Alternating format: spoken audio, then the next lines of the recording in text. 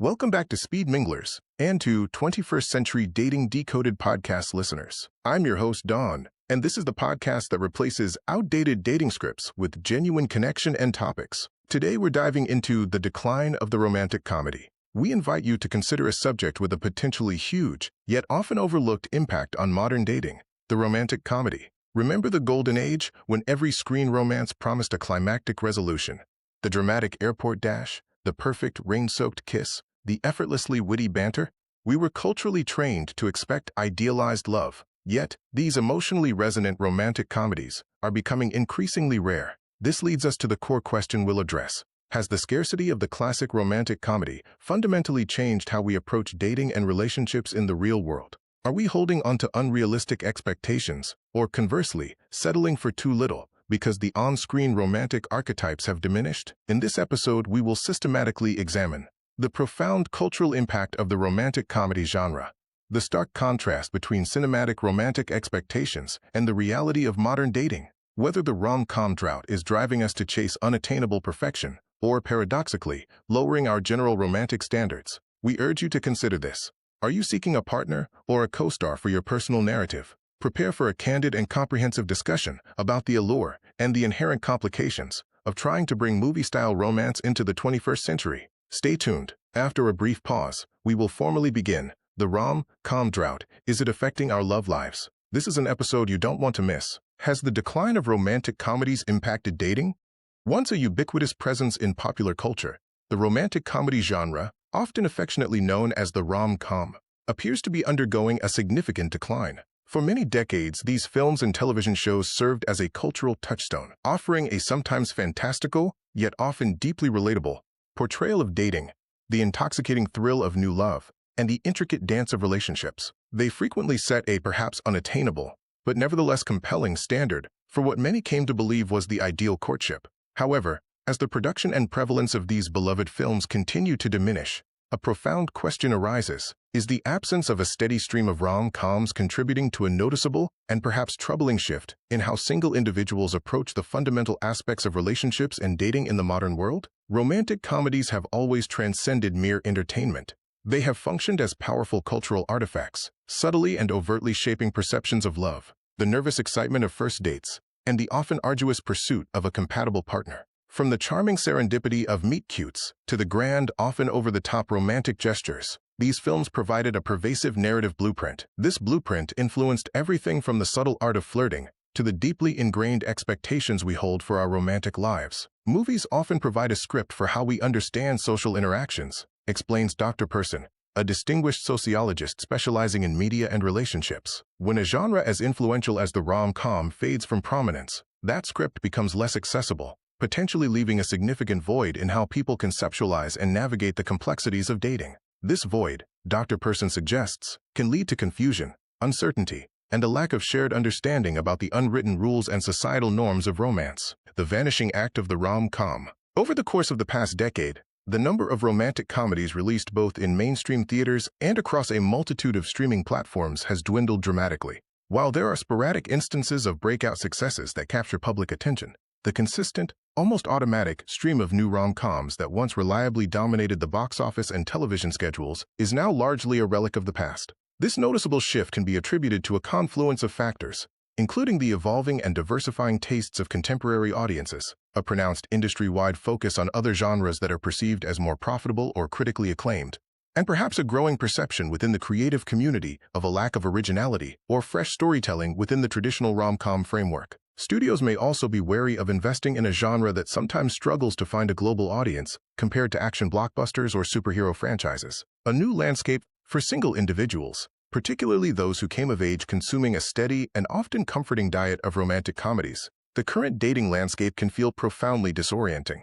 The meticulously curated, often highly idealized scenarios presented in iconic films such as When Harry Met Sally or Notting Hill offered a comforting, if sometimes unrealistic, framework for navigating the inherent complexities of meeting new people and forming meaningful connections. These narratives, despite their occasional flights of fancy, provided a common language and a shared set of expectations. Without these widely understood cultural narratives, singles may increasingly find themselves without a clear, universally recognized cultural reference point, potentially leading to increased uncertainty, heightened anxiety, or even a sense of apathy towards the prospect of dating altogether. The absence of these light-hearted, hopeful narratives can make the often vulnerable experience of seeking a partner feel even more daunting. It's not that people are inherently incapable of forming successful relationships without the guidance or inspiration of movies, acknowledges relationship therapist person.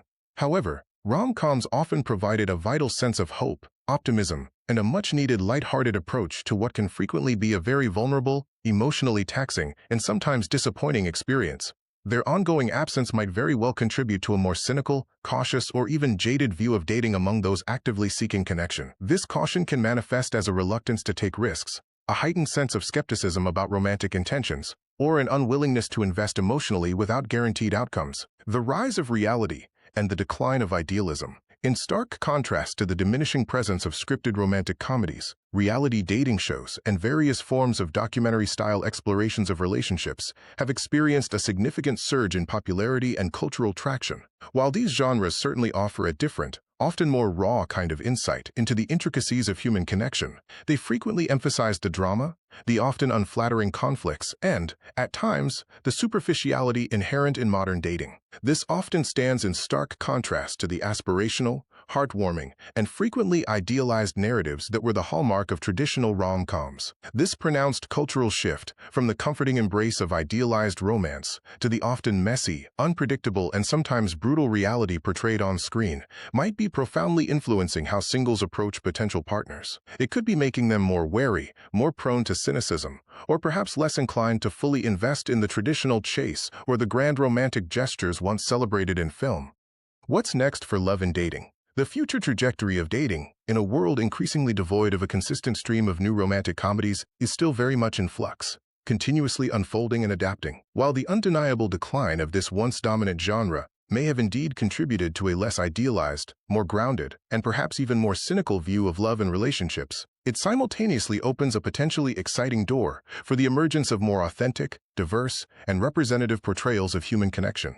Perhaps this significant cultural shift actively encourages singles to forge their own unique paths, to define love and connection on their own intrinsic terms, rather than solely through the often limiting lens of a meticulously crafted Hollywood script. As the complex and ever-evolving dating landscape continues its transformation, it remains an open question whether a new, influential genre will eventually emerge to adequately fill the cultural and emotional void left by the disappearing rom-com. Alternatively, it is equally plausible that singles will simply continue to navigate the often complex labyrinth of love and attraction with a fresh, unscripted, and perhaps more resilient perspective, drawing upon their own experiences and the increasingly diverse narratives found across other forms of media. The absence of the rom-com may, in the long run, foster a more individualistic and self-defined approach to romance. We've reached the end of a truly engaging discussion. The rom-com drought.